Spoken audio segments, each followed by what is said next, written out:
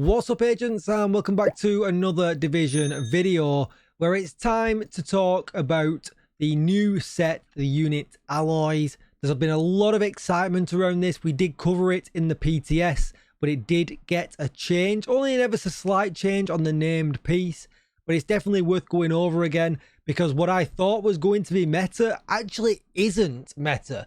We spent a lot of time this evening live on YouTube and Twitch talking about different builds, running through probably every build possibility there is, and we've rounded it down to 6, and we've done some bonus pesty stats for you as well. Don't forget to like, share, comment and subscribe. We're trying to get to 40k on YouTube, so if you've not yet subscribed, please do so.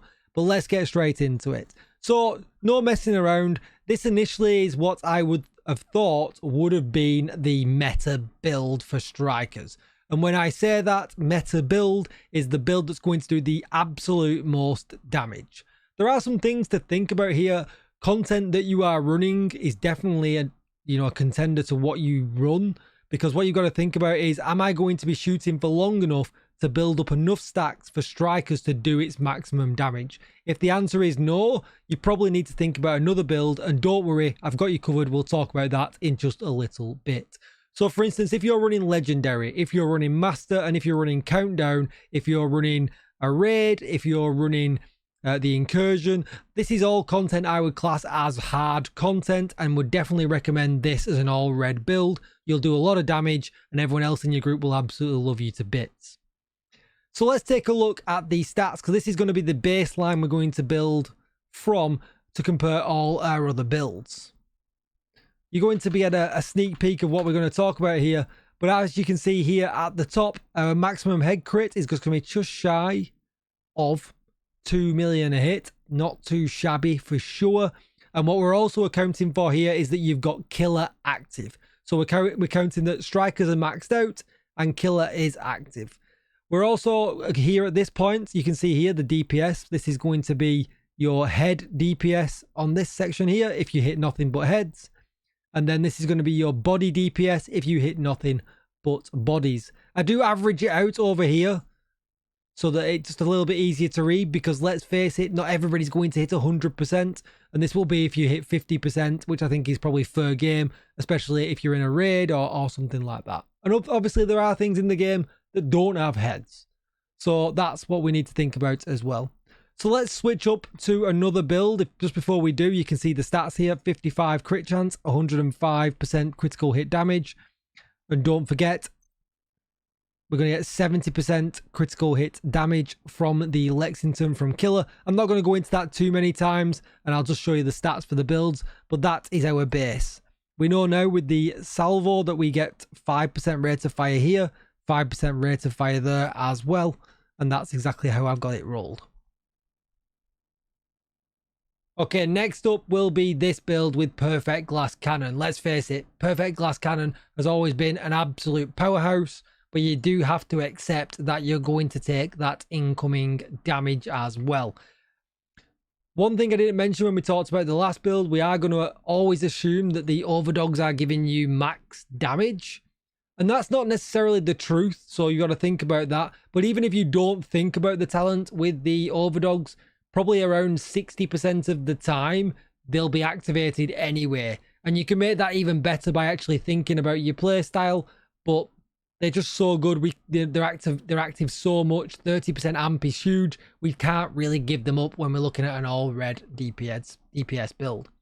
So this is the build, and this is the stats. 55 crit chance, 117 critical hit damage. If we go back to our spreadsheet, you can see here that this actually does less. If we're taking it on average here, we're close to 15% less damage than the previous build. But there is an advantage to this, that there is no stacking required. Obviously, Glass Cannon is instant on damage. So although I'm saying there's 15%, in real gameplay terms, it's probably a lot less than that, if not more. They're very, very close together. We can never judge that. You perhaps have to play behind a shield, play a little bit different and things like that. So if you're going to play Glass Cannon, you're probably going to kill red bars and purples significantly quicker than you are before you stacked your strikers. So we've always got to include it. It's an absolute powerhouse. It does a lot of damage, but obviously it depends if you want to run that glass cannon life. And if you do, this is probably going to be the build that you are always going to want to take. So let's move on to build number 3. Alright, so next up we have this build, and this is probably going to be the build that I'm going to recommend to everybody running heroic content or lower. If you take this into any content higher, legendary, master, or anything like that, it's still going to work extremely well. So I wouldn't necessarily knock it. You are just not going to quite peak as high as running the striker's chest or running the sacrifice, but you're absolutely going to do the work. This build's probably fine for every single bit of content in the game, and therefore, you know, if you're a newer player or anything like that, I would definitely work on this as a first. So let's go back to our stats. Let's make them a bit bigger. Okay, so here are the stats for this. So you can see this is build number 3. So it actually comes in at 17% less than running the striker's chest. And that sounds like a lot, but remember, you only have to stack to half the amount because you're not running striker's chest, and obliterate stacks incredibly fast. So it's not as big as that set. Again, that percentage sounds huge like we talked about with the last build.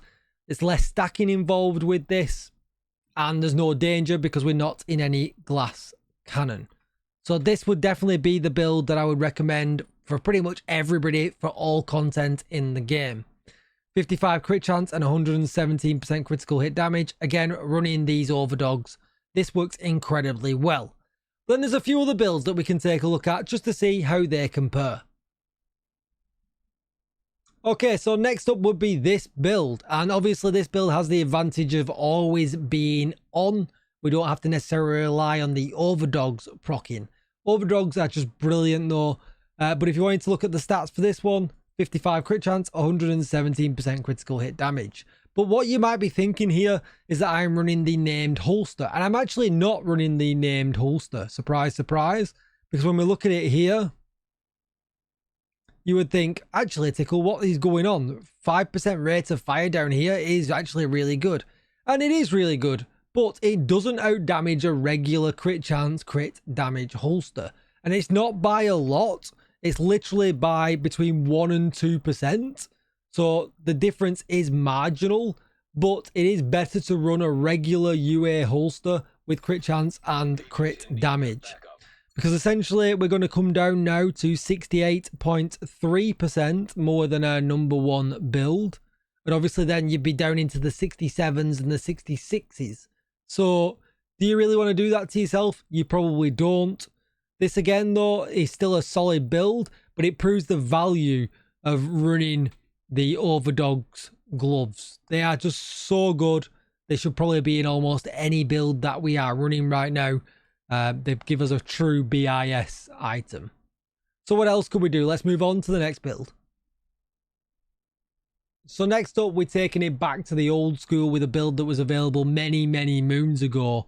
You can see here we're running a sacrifice chest piece with perfect glass cannon, and we're running a gift. And you also have the advantage here, if you really wanted to, or alternative I should say, of running a Providence backpack with Unstoppable Force. You will get to the same amount of damage, just obviously you have to stack Unstoppable Force before you get there. And this build as well is kind of enforcing to you that you're going to have to run a shield, otherwise you'll lose the damage that Vigilance is providing. But nonetheless, let's take a look how this one works out. So you can see here on this one, actually, it works out pretty good. It's only around 14% less, very similar to the sacrifice running overdogs, which was very surprising. But obviously, it's probably just easier to run the sacrifice with overdogs if you want to be in glass cannon land, because also here, you're having to worry about losing Vigilance or stacking Unstoppable Force.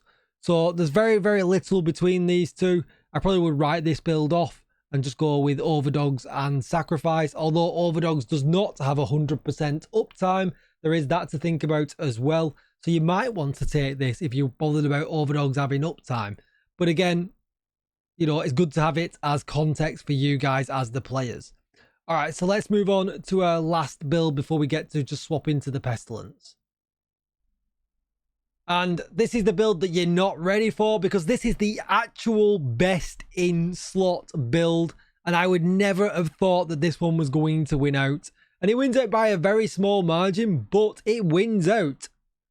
There it is. This is the build that actually wins. So we got 4P strikers with the strikers chest. You've got the overdogs, and we've got a regular unit alloys backpack with either vigilance or unstoppable force. When they both at max, they both do the same damage. So it's just not what I thought. It's absolutely not. Obviously, I would recommend running unstoppable force if you're going to run pulse, or if you're going to run vigilance, I would recommend running a shield. But let's take a look at the standings and where it actually plays out. You can see here, over the build that's been winning all the way through, on average on this one, you'll do 1.4% more damage. Now, it's not a lot. I get it. But, and it's probably easier to run the strikers backpack and overdogs. Absolutely. But this build, if you wanted to know what the actual max damage was going to be, this is the one that actually wins.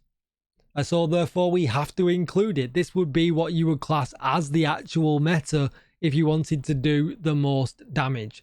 And you can see that here with the head crits, you'll do 2.1 million.